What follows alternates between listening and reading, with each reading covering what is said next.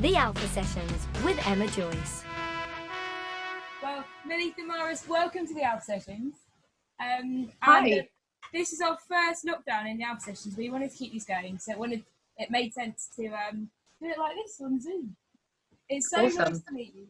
You too. Thanks for being so supportive. No, thank you for coming on the show. Do you want to talk us briefly through your musical journey? Like, how did it all come about for you? Yeah, so basically, I've always liked performing, and I went to like a place when I left school called Italia Conti. Yeah. It's more of a like, you know, musical theatre place, Yeah. which we love. But it wasn't until years later that I kind of got the confidence to start writing. So I was always more of a performer, and I was never much of a writer. And then about a year ago, I started writing. But the last few years, I've been going to kind of like all the jams in London, like the jams at Ronnie Scott's and several of the other ones as well. Just really enjoy playing with musicians. And then, yeah, this EP I've just released is like my first thing I've written. Before that, I'd written one song, so a bit late to the game. But At what point did you kind of think, okay, I want to give this a really good go? I've always wanted to, but I think what this EP is about, which you'll probably ask me more about in a minute, but it's about procrastinating and letting kind of not traumas in life, but dramas that happen keep you from going for the thing you want to do. Yeah. And I feel like I just let things overtake my life, and then one day it was just like, do you know what, just forget all this. I want to write, and it doesn't matter. Like, I've had people say to me, like, "Oh, you're too old to start writing." I'm like, "No, I'm not." That's ridiculous. Yeah, I know, and I don't exactly look ancient here. Like, come on, like. So yeah, I've always wanted to write. It was just a confidence issue. I just didn't have, and I didn't have the skill to be able to write. I couldn't play an instrument, you know. But yeah, in the last year, I've taken stuff down that I've written throughout the years and just started to put it to music. Nice. Yeah. Now, you've got a stunning voice. When Thank you. did you kind of realise that it was a thing? Your voice was amazing. Oh, you're so sweet. I've always been singing, but it's really weird because around the last year, I found I've accepted how I sound, and I think as well when you're around a lot of other musicians, it's very easy to compare. But it was around a year ago where I was like, do you know what? It's about what you have to offer, and I've now come to like what I have to offer, and I'm just going to enjoy it. And that sounds silly because I've always been singing, but I think a lot of singers, even though they love singing, they don't necessarily love their own voice. Yeah. But I've just this year just recently been, when I say recently, I would say this time next year, actually, this time last year, sorry, was where I was like, do you know what? I just love singing so much. I'm going to stop worrying what I think about it and just enjoy it. But by doing that, I think I sound better when you don't worry too much. Yeah, less pressure. So I'm glad you like my voice. That's good. Do you think there was something in particular that kind of gave you that final push? Yeah, there's a couple of things. We won't go there too much. But Okay. Everything did change for me, but I moved into a smaller place, but I think that when you have less, everything's simplified, and then it allows you to focus on the things that matter to you the most. Yeah.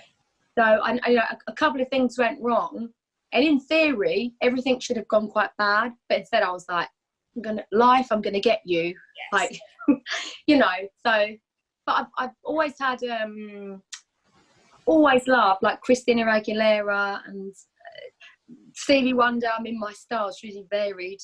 If you put me like with YouTube for an hour, I'll be so motivated. So just listening to people like that, I just love them.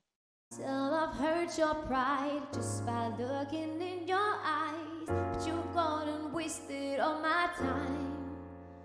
When my mind takes me back, it makes me so confused. Why did I waste my my time with you. Why should I feel bad when I've done nothing wrong? I've made my choice and now I'm gone. Yeah, I knew this wouldn't pass. I finally felt right. That's why I'm saying goodbye. Everybody talking, and I finally listened. Put a stop to all the pain. You're so broken.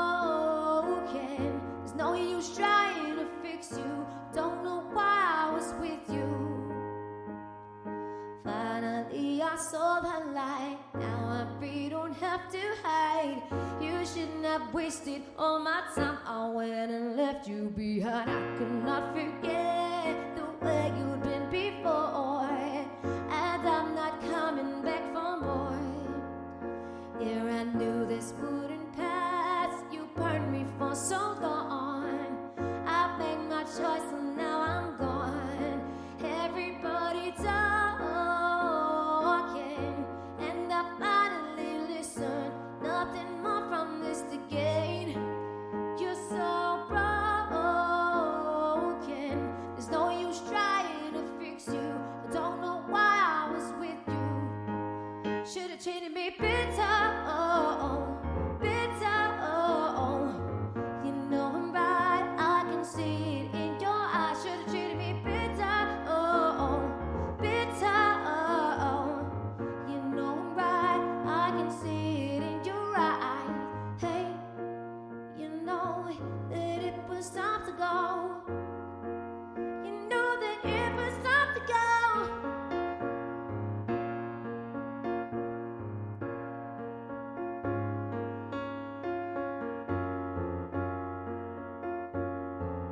Should've treated me better, better, yeah.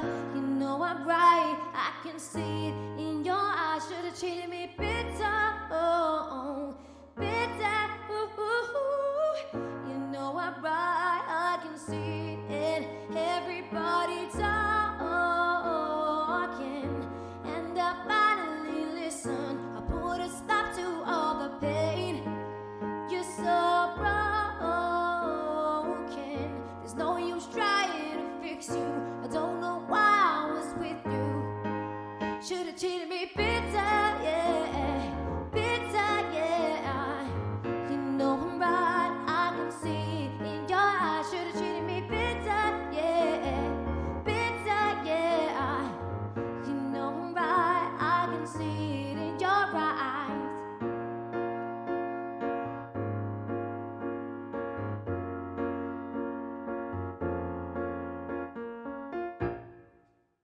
The Alpha Sessions with Emma Joyce. Let's talk about your brand new EP. What's it called?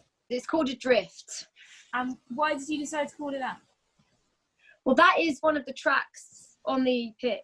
I don't think that the Adrift track is the strongest one, actually, but for me, it's exactly how I was feeling when I wrote it. And with the song Adrift, it's talking about how you can sometimes feel so stagnant in life. You know, it's not getting worse, it's not getting better, it's just not moving. And I think that's really awful, because I think as human beings, we need growth so badly. We need to know that there's more coming. So that's what I wrote it about, and that's why and it's really weird that it's been released at this time, because we're all just like stuck in a way, aren't we? So it's really bizarre that I was releasing it now. I think people are grateful, so grateful for new releases during this time, and we'll talk about that a little bit more in a minute. But going back to your EP, how many tracks are there on there? 4. 4 tracks. Okay, and how long do you reckon it took to put together? About 8 months, I'd say. Wow, that's quite short, I think. You did it quite quick. I did.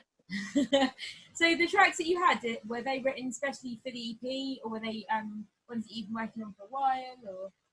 Well, so I just moved into Wimbledon with my partner at the time, and we had this music room, and I was like, let's write in this room. And I can't explain it, but after the first one, we just wanted to write another one. and then we're missing a fourth one, and then we did the last one, which is Adrift. It wasn't specifically for an EP. I just wanted to write, but I felt that what I'd written had kind of the songs had complemented each other in such a way that I thought it was fitting to release an EP.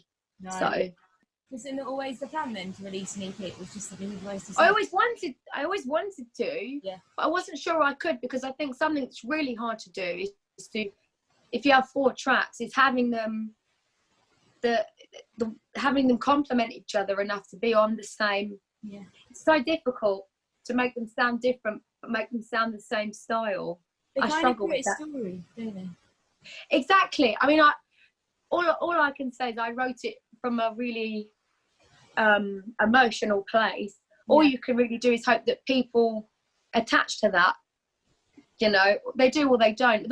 That's why also I've started to learn piano. I only started to learn properly like 5 months ago. I wanted to ask you about this. Why did you choose to do that? I wanted to be independent, and I didn't want to rely on any other musicians helping me. I wanted to be able to be like, I'm going to go and do this open mic night, or I'm going to put this video up. I don't like relying on people. I like to be efficient, and who better to rely on than you when yourself, you know. I just thought, I'm going to learn what I'm doing. Also, I think I like to show other musicians I work with that I respect what they do, and I don't think you can truly respect other musicians without at least trying to learn an instrument. Wow. You don't have to be amazing at it, but I like to be able to know what I'm talking about in that kind of setting.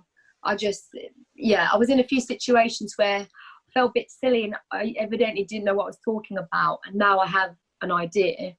But also, I think because I'm going for like an electro pop style, I think that stripping it down to piano allows people to really hear what I'm saying, and it's actually not all upbeat. It's all quite depressing. So they get to hear that side of it though with piano. Why did you choose piano? So beautiful, and I'm not gonna lie, I would never be able to play guitar because I'm very much visual. If I can see something, I can do it. I don't know how guitar players play because they're not looking at. I would just be looking down. I got a ukulele and I couldn't play that. I thought, okay, I can see my hands, so I just love piano. I mean, it's just beautiful to listen to. I love it when, even if you get like a club song that's stripped down to piano. I just love that. So how have you found learning so far? I love it. I love it so much. I find it stressful, but in a really good way. I don't get upset when I can't do something. And I'm really lucky. I've got really, really good musician friends that I can just phone or FaceTime and be like, help me with this bit. I try not to do that, but when I'm stuck, they help me. I do hit bum notes though all the time. There's nothing wrong with that. I always think the main thing is how you recover from the bum notes, so it's fine. Yes. Okay. You've obviously got a brand new music video out as well for your Paper Love track. Yeah. What's that about? And why did you choose to make a video of that song?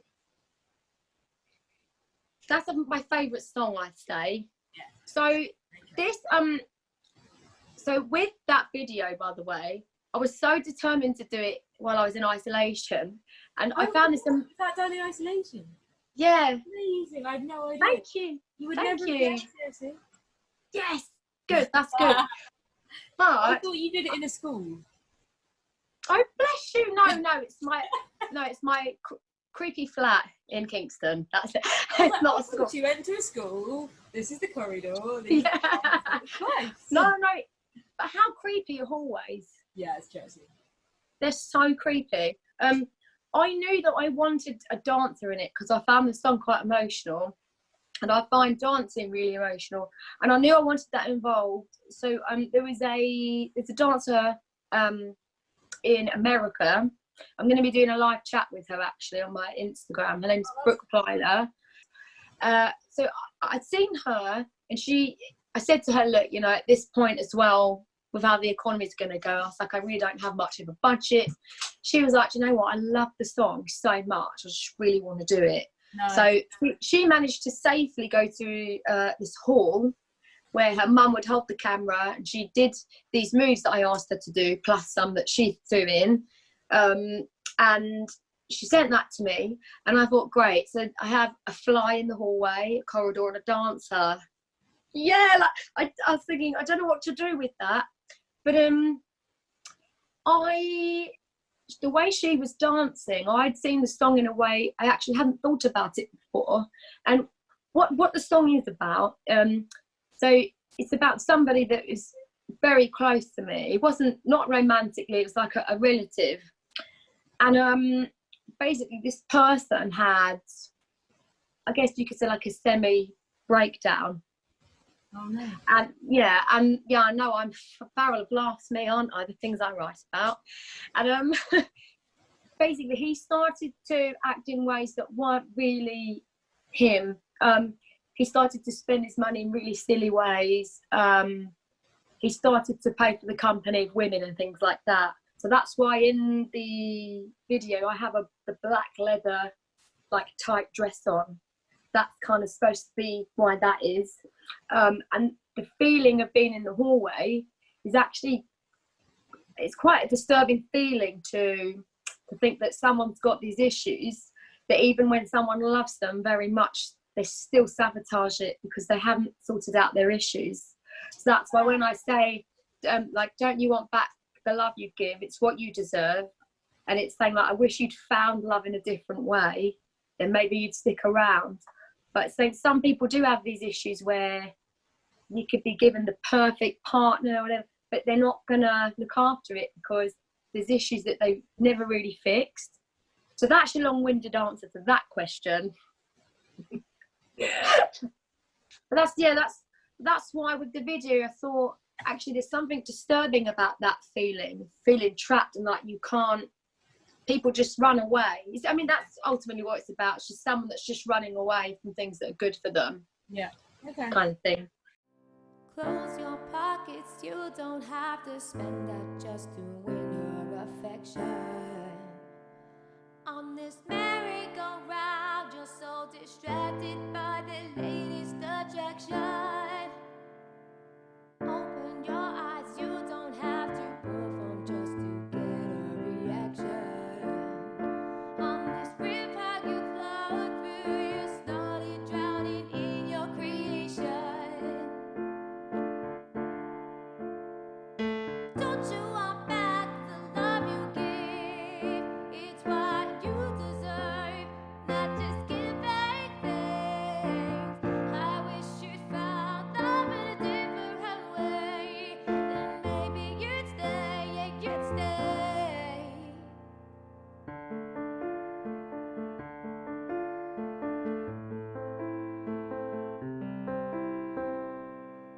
When love washes over, you're slowly sinking underneath. Then you just lose yourself, 'cause you keep falling so deep. Night and day you run and run, but you don't even know where you're heading. You could decide now, it's time to stop and change your ways. Don't you want back the love you gave? It's what you deserve, not just giving things.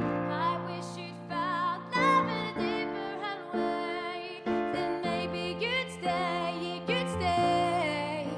I know things are tough, but you are not on your own. What are you running from? Just know that I'll be there, even if you've changed. It's really not paper love.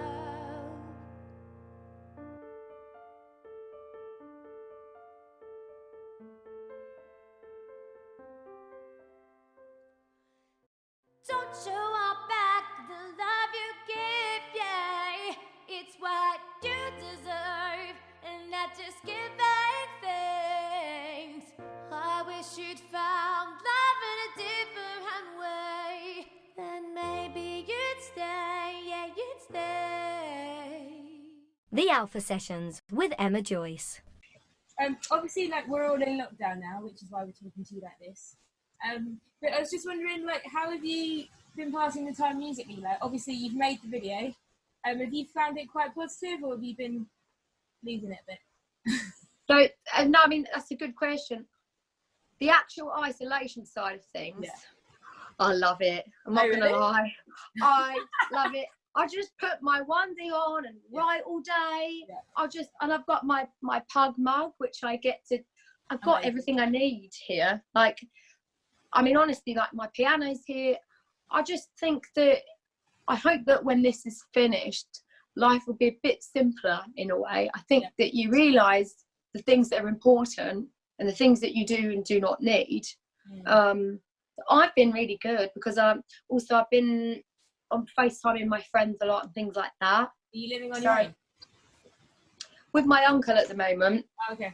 He's a bit like my brother, so it's a lot of fun. Yeah. And he's at my mum's quite a lot of the time, so I have a flat to myself a lot. Yeah. I don't think the neighbours, what my neighbours have said is, why are you dancing in the hallway? They said, we love your voice and your piano playing, but why do you play that horn? Because I have a saxophone I'm learning as well. One neighbour says, please be quiet. They must love you. Yeah. Yeah.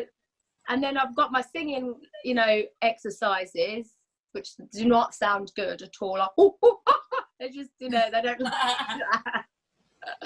But yeah, how about you? Yeah, so we've been baking lots of cakes. I'm listening to baking lots of cakes. Yeah, and listening to lots of good music. So that's good. Oh, nice. Yeah, I don't go near cakes because I can't go to the gym. So don't talk about cakes to me. I've been going for runs, so it's not too bad. Good. Have you been listening to music during lockdown? What kind of tunes have you been listening to? Yes. Oh my gosh. So I love Jessie Ware. Yeah, she's amazing. I love her.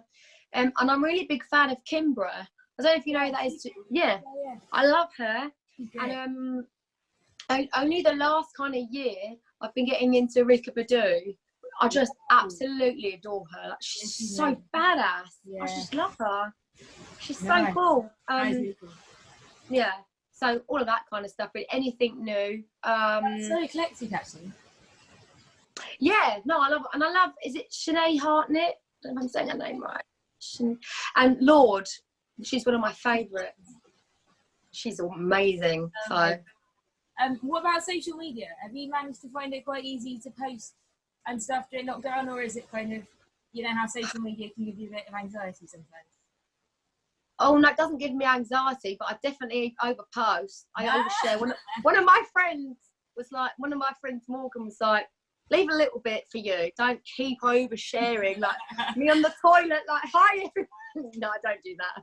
But you know what?